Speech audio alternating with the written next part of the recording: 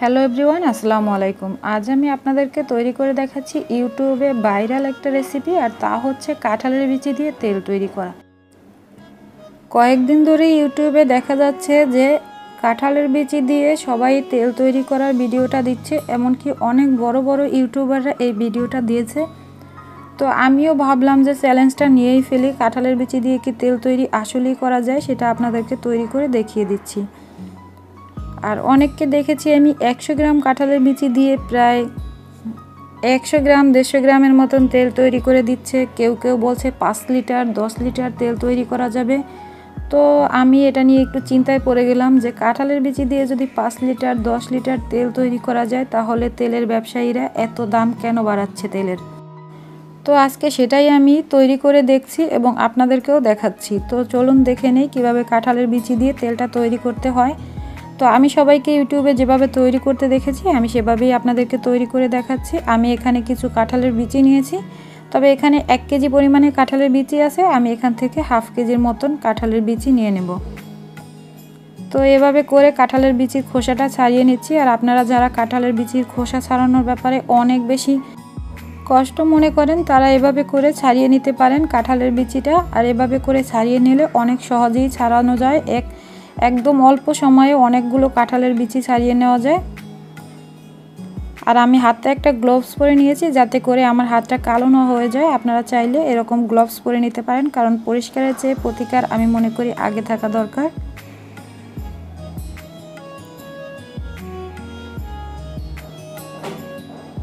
তো আমি এভাবে করে কাঁঠালের বিচিগুলো ছাড়িয়ে নিচ্ছি। এভাবে করে আমি সবগুলো বিচিকে এরকম খোসা ছাড়িয়ে নেব। আর ছাড়িয়ে নিয়ে সবগুলো আমি কিন্তু পানির মধ্যে ভিজিয়ে রেখে দিচ্ছি। আর এর মধ্যে থেকে অনেক কষ বেরিয়েছে, দেখতেই পাচ্ছেন। এটাকে আমি 2-3 বার ধুয়ে নেব। ভালোভাবে কষলে 2-3 বার ধুয়ে পানিটা যখন পরিষ্কার হয়ে এসেছে, তখন আমি এটাকে 1 ঘন্টার জন্য এরকম ভিজিয়ে রেখে দেব।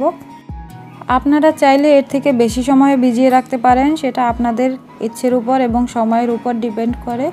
তো আমি এখন এগুলোকে ভিজিয়ে রেখে দিচ্ছি 1 ঘন্টার জন্য। ফিরে আসছি 1 ঘন্টা পরে, সে পর্যন্ত আমার সাথেই থাকুন। দেখতে পাচ্ছেন 1 ঘন্টা পরে আমি এটাকে নিয়ে এসেছি। আর এর পানিটা কিন্তু 1 ঘন্টা পরে আরেকটু ঘোলা হয়ে গেছে, যেহেতু এগুলো ভিজে গেছে। এখন এই ভেজানো কাঁঠালের বিচিগুলোর উপর থেকে কালো অংশটা কিভাবে ছাড়িয়ে নেবেন সেটাও একটু আপনাদেরকে দেখিয়ে দিচ্ছি।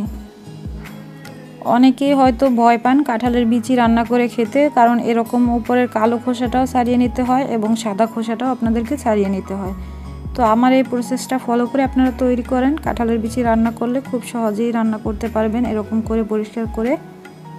আবার আপনারা চাইলে একটু কুসুম গরম পানি দিয়েও এটাকে ভিজিয়ে রাখতে পারেন, সেক্ষেত্রে আরও দ্রুত এই কাঁঠালের বিচির উপর থেকে কালো অংশটা উঠে যাবে।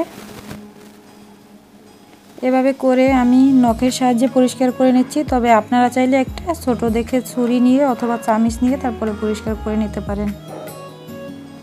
দেখতেই পাচ্ছেন কত সুন্দরভাবে উঠে যাচ্ছে। এভাবে করেই আমি সবগুলো কাঁঠালের বিচিকে পরিষ্কার করে নেব। তো সবগুলো কাঁঠালের বিচি আমার পরিষ্কার করে নেওয়া হয়ে গেছে। এখন আমি এগুলোকে একটা ব্লেন্ডারে জাগে নিয়ে নিয়েছি, আর এগুলোকে আমি ব্লেন্ড করে নেব। সবগুলো ব্লেন্ড করে নেওয়া হয়ে গেছে, দেখতেই পাচ্ছেন এরকম স্মুথ একটা পেস্ট হয়েছে। এই পেস্টটাকে এখন আমি চুলায় রান্না করে নেব। আর আমি যেভাবে দেখেছি সবাইকে তেল তৈরি করতে, আমি সেভাবেই তৈরি করব। একদম কোনো কিছু আপনাদেরকে মিথ্যে বলবো না, কোনো কিছু আপনাদেরকে উল্টাপাল্টা দেখাবো না। আমি এখানে একটা ননস্টিকের প্যান নিয়ে নিয়েছি, তারপরে এটাকে আমি দিয়ে দিচ্ছি।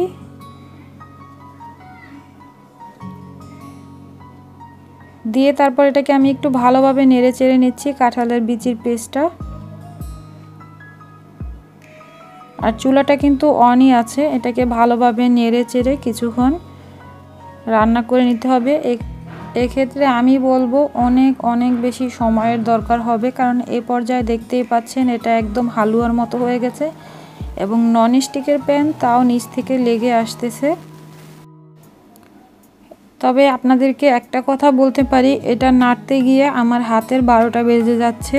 আর দেখতেই পাচ্ছেন নিচ থেকে কিন্তু তারপরে লেগে যাচ্ছে ননস্টিকের প্যানে। আর এটা নেড়ে চেড়ে আমি এরকম করেই অনবরত নেড়ে চেড়ে নিচ্ছি, এরকম করে ভাজা ভাজা করে নিচ্ছি। তবে আমি এখনও পর্যন্ত কোনো আশার আলো দেখতে পাচ্ছি না। আপনারা যদি ক্যামেরায় কিছু দেখতে পান তাহলে আমাকে জানাবেন। দেখতেই পাচ্ছেন, আমি দেখতে পাচ্ছি এটা কি বলবো, হালুয়ার থেকেও এখন শক্ত টাইপের কিছু একটা হয়ে গেছে। আর এটা আমি একটু হাতে তুলে আপনাদেরকে একদম কাছ থেকে দেখিয়ে দিচ্ছি। এর মধ্যে কোনো তেল চিটচিটে ভাব নেই, যেটা থেকে আমার মনে হতে পারে যে এখান থেকে কোনো রকম কোনো তেল বের হবে। তবে আমি এই চ্যালেঞ্জটা নিতাম না কাঁঠালের বিচি দিয়ে তেল তৈরি করার, কারণ আমি ছোটোবেলা থেকে যত কাঁঠালের বিচি খেয়েছি কখনো দেখিনি যে কাঁঠালের বিচিটা একটু তেল তেলে। তাহলে কিভাবে মানুষ কাঁঠালের বিচি থেকে তেল বের করে? তিল বা বাদাম দিয়ে যে তেল তৈরি হয় ওগুলো কিন্তু ভিতরটা একটু তেল তেলে থাকে। আপনি বলে বা এটা ব্লেন্ডার করলে বুঝতে পারবেন, বা পাটায় পিষলেও বুঝতে পারবেন যে এটার ভিতর থেকে একটু তেল তেল ভাব আসতেছে। কিন্তু কাঁঠালের বিচিতে আমি কোনোদিনও এরকম কিছু দেখিনি। তাহলে মানুষ কিভাবে তেল বের করলো?